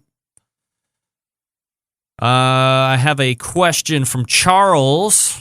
Email, I am competing in my first competition this fall, and I have heard that you're allowed to trim your meat before you go to the competition. The only thing is that you cannot season or inject it prior to inspection. However, trimming is allowed. Any input or information would be most appreciated. By the way, thank you for your show. I really enjoy it. If you decide you would like an embedded correspondent in West Virginia, I would be more than happy to throw my hat in the ring. I live in Parkersburg, just down the road from you. I'm also 100% disabled Navy veteran who uses barbecue and grilling to get me out of the house and into the sun to fight depression, PTSD, and isolating myself. So, Charles, first and foremost, thank you for your service. That's right. Wow. And I believe, I'm no competitor, by the way. I've never competed. I don't believe it. But yes, I believe you are absolutely 100% allowed to trim your meat before you get on site. I think most of the teams do that. But correct, you cannot inject or season it. Anybody out there right now, please tell me if I'm right or wrong. Trying to read through some stuff here. Yeah. So, 216-220-0966, Greg at thebbqcentralshow.com. If you want to jump in and ask me a question or have a take or whatever, more than happy to have you here on the show. And I thought it was kind of interesting to hear Mike talk about that, you know, after 11 years, perhaps the parting of ways isn't something that he actually saw happening, but his reference to breaking up with a girlfriend, well, you know, why do you break up? And you become complacent, it's not romantic anymore, maybe you're not listening as much and they're not listening as much, and so on and so forth, so it's best just to split ways. I thought it was particularly interesting to hear that some of the talk focused around the creation and success of the World Food Championships, and is that occupying, or what kind of time is that occupying from his side, and are you able to give whatever their perception of the proper amount of time to KCBS is. So at the end of the year, that's going to be it, and we'll see what the KCBS crew does at this point. Maybe they elect to do marketing in-house. Maybe they go out and look to solicit the services of another marketing company to bring them to whatever the next benchmark is for them. But it is interesting also to hear him say that when you have 12 people in there, 12 individuals, there is not one CEO or main decision maker.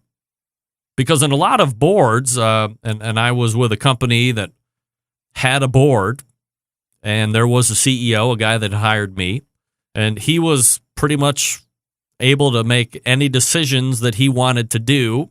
I think there were benchmarks in place where if a certain dollar amount was to be exceeded or a business potential deal was going to exceed X amount, that it was brought to the board for approval in the end, or that he had to ask the board for approval depending on what he was going to do. But, day-to-day business stuff, change this rule, implement this policy, let's do this instead of that. He was the main decision maker, and things were made very swiftly. Here, it sounds like the exact opposite of that, and I don't know if that's something that can even be changed because of how long it has been in. This is the way it has always been done. There is the saying, if you always do what you've always done, you'll always get what you always got.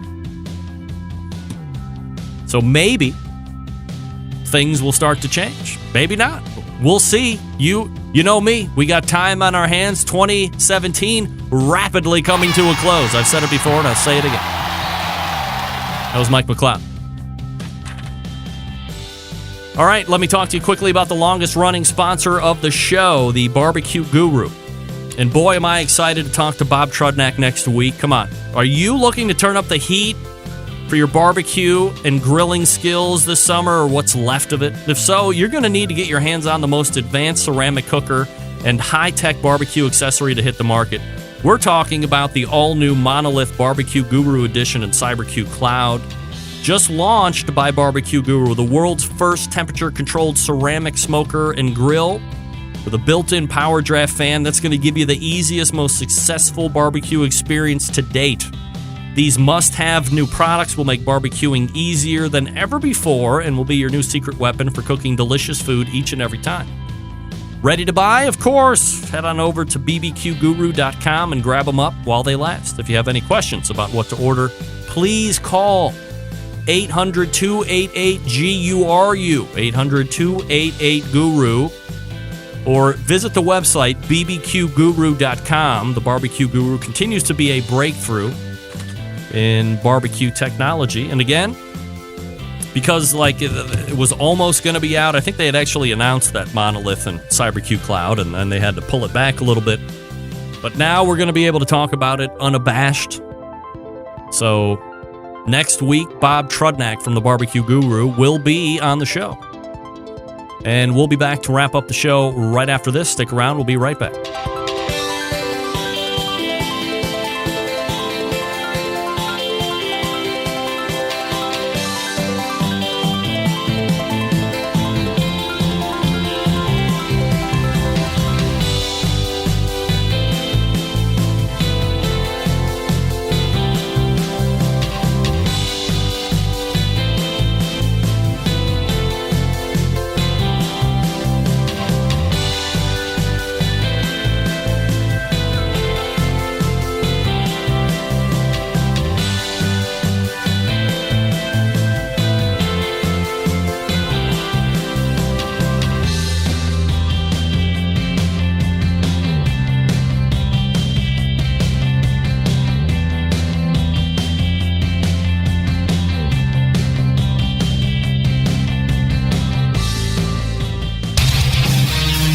Whole packers, full racks, legs and thighs, injecting butts. If you've never heard this before, you might think you found the best XXX show ever. Let's get back to the most homoerotic host out there today, Greg Rempe.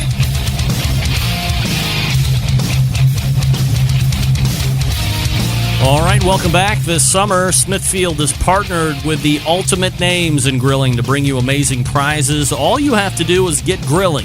Just grill, share, and score. Visit the website, Smithfield Get Grilling, SmithfieldGetGrilling.com. You can win $5,000. Figure out what the theme of the day is, or the theme for whatever amount of time they're running it for. When we talked to Emily Detweiler the last time on the phone, it was grill it like a steak. So, here you go. 216-220-0966. Greg at thebbqcentralshow.com, even though Patrick Paquette snuck in the Welcome Kyrie banner as we were leaving his segment at 9:35. He was wearing the Horse Meat 2017 t-shirt, and for that, we congratulate him on the best attire for Embedded Correspondents Segment. I keep getting this signal that looks like we're ducking out, but we're not. So far, so good. All right.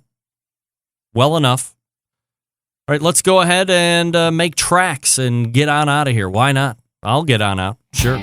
All the way back in the first hour, we talked with Max Good from AmazingRibs.com. Oh, yeah. Max was very excited to talk about the new Myron Mixon smoker that he could fully disclose on. The water smoker has a welded-in pan, water pan.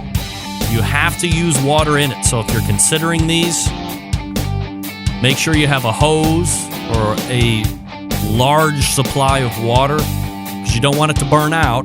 Because if you gunk it up, you're going to have to get it cut out and replaced. That's going to be a lot of money. That's going to be a lot of heartache. We don't want that. And then at 9:35, as I just mentioned, we talked with the embedded correspondents of the Barbecue Central Show. Plenty of topics there. If you missed that, make sure to get it in the podcast. And then in the second hour, we talked with Mike McLeod for about a segment and a half. KCBS Talk. They are ending their relationship at the end of the year. And then we talked about World Food Championships. I guess the question is, when we talked about the hardest contest to win, does this one now jump into the fray of one of the harder ones to win, World Food Championships? Come on. Patrick Paquette weighing in. Good show. Embedded segment needs to be longer. I agree. That's why we will move it to a 14 segment next month. So that will be 10:14 for the embedded show correspondence. I'm making a note so I can change my calendar. All my embedded correspondents, make notes. Don't forget to use your Google Drive links to update your stuff. Plus, we might have a new correspondent joining us next month as well. All right. MMA Creative.com, WorldFoodChampionships.com is Mike's email or website. Right. Big show planned next week. As I had mentioned, Bob Trudnak is in, amongst others. We got a bonus 5th Tuesday for this month. Love when that happens.